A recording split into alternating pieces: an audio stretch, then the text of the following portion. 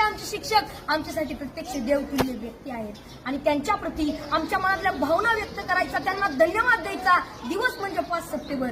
चिखलाच्या गोळ्याला आकार द्यावा लागतो, सोन्याला सुद्धा भट्टीत तापावं लागतं, दगडापासून जर मूर्ती घडवायची असेल तर त्याला सुद्धा टाकेचे गाव ससावे लागतात. आणि तसंच जर मनुष्य नावाच्या प्राण्याला सुसंस्कारी माणूस घडवायचा असेल ना, बनवायचा असेल ना, तर त्यासाठी शिक्षण आणि शिक्षक दोन्ही गरजेचे असतात. तेव्हा सुसंस्कारी माणूस तयार होतो. जगावर राज्य करणारा इंग्लंड हा देश आहे आणि या देशाच्या सांस्कृतिक परंपरेने त्यांच्या देशातील शिक्षकांना राष्ट्रपतींइतका सन्मान आणि दर्जा दिला जातो आणि म्हणून तर ते जगावरती राज्य करतात. ज्याला क्रिकेटचा देव मानलं जातं तो मास्टर ब्लास्टर सचिन तेंडुलकर. त्याला प्रसार माध्यमांनी प्रश्न केला की तुम्हाला एवढी बक्षीस मिळाली, तेवढे पुरस्कार मिळाले, तर त्यातलं तुमच्या आवडीचं बक्षीस कोणतं? तेव्हा सचिन तेंडुलकरने सुंदर उत्तर दिलं. ते म्हणाले, मला एवढी बक्षीस मिळाली, मला एवढे पुरस्कार मिळाले, अहो एवढेच काय, मला सर्वोच्च पुरस्कार भारत रत्न मिळालाय, पण त्यातलं माझ्या आवडीचं बक्षीस कोणतं असेल ना, तर ते म्हणजे मला माझ्या आचरेकर सरांनी दिलेली शाबासकीची थाप. ते जेव्हा म्हणतात ना शाबास सचिन, तेव्हा त्यांची ही शाबासकी मला भारत रत्नापेक्षा सुद्धा मोठी आहे. जी माणसं आपल्या जीवनात मोठी झाली त्यांनी आपल्या आयुष्यातील मोठेपणाचं यशच श्रेय आपल्या शिक्षकांना दिलंय. जगामध्ये एक सर्वात जास्त वाचलं जाणारं आणि सर्वात जास्त विक्री होणारं एक पुस्तक आहे आणि त्या पुस्तकाचं नाव आहे 7 habits to highly effective peoples, यशस्वी लोकांच्या 7 सवयी.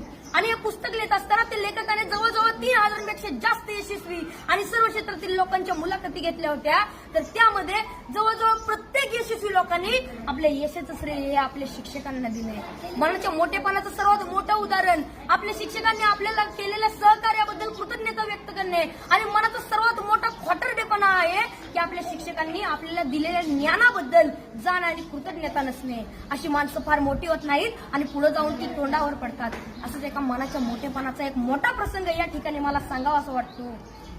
एकदा डॉक्टर बाबासाहेब आंबेडकर इंग्लंडवरून भारतात येत होते. ही बातमी त्यांच्या कार्यकर्त्यांना, त्यांच्या आयोजकांना समजली. त्यांचे कार्यकर्ते बाबासाहेबांच्या विमानाची वाट बघत विमानतळावरती थांबले. बाबासाहेबांचं विमान 2-3 तास लेट होणार होतं, पण तरी सुद्धा त्यांचे कार्यकर्ते त्यांच्या स्वागतासाठी त्यांची विमानतळावर 2-3 तास वाट बघत थांबले आणि 2-3 तासानं बाबासाहेबांचं विमान विमानतळावरती लँड झालं. बाबासाहेब खाली उतरले. बाबासाहेबांचे सर्व कार्यकर्ते बाबासाहेबांच्या दिशेने पळत सुटले. ढोल ताशे वाजू लागले. बाबासाहेबांच्या घोषणांनी आकाश दुमदुमून गेलं. बाबासाहेब आप आगे बढ़ो, हम तुम्हारे साथ है. बाबासाहेबांचा विजय असो अशा घोषणा देत होते. कोण बाबासाहेबांच्या पायात पडत होतं तर कोण त्यांना हार घालत होतं.